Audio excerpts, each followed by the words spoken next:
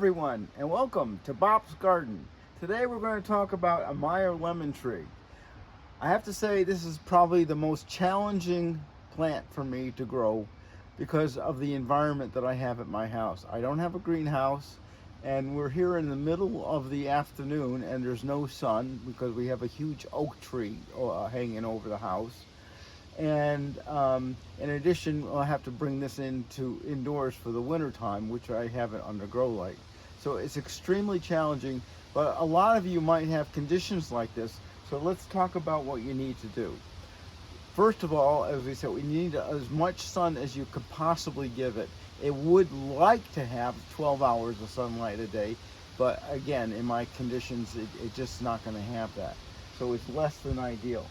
But you can see it's still flowering, and these flowers have a really sweet, lovely smell.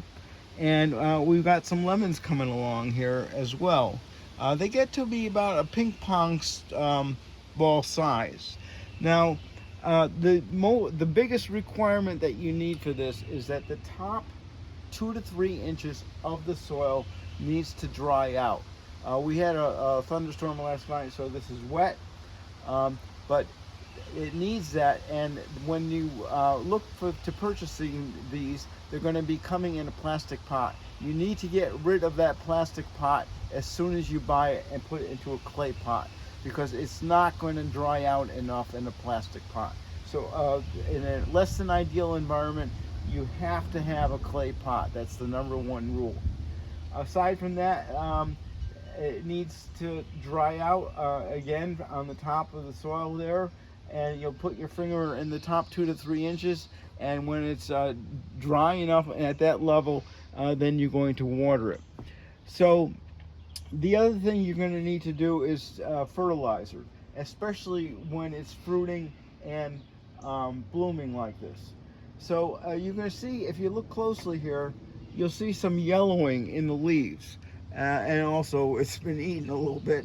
That's not a major deal, but you can see in here, you get a little bit of yellow splotches. It's time to fertilize. So you can there's a special liquid fertilizer that you can use that's made for lemon trees, or you can use this type of powder mix.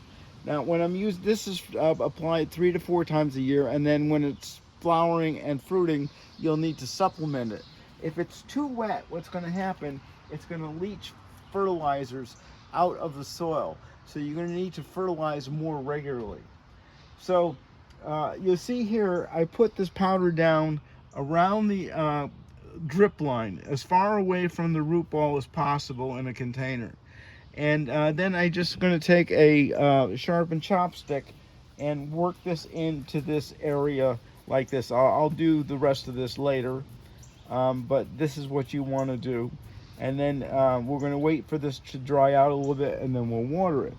So you can see, the lemons coming along in here. And one thing that we're going to notice is that it's going to shed lemons. Let's get this out of here. So the tree will only support as many lemons as it can. And it will naturally drop.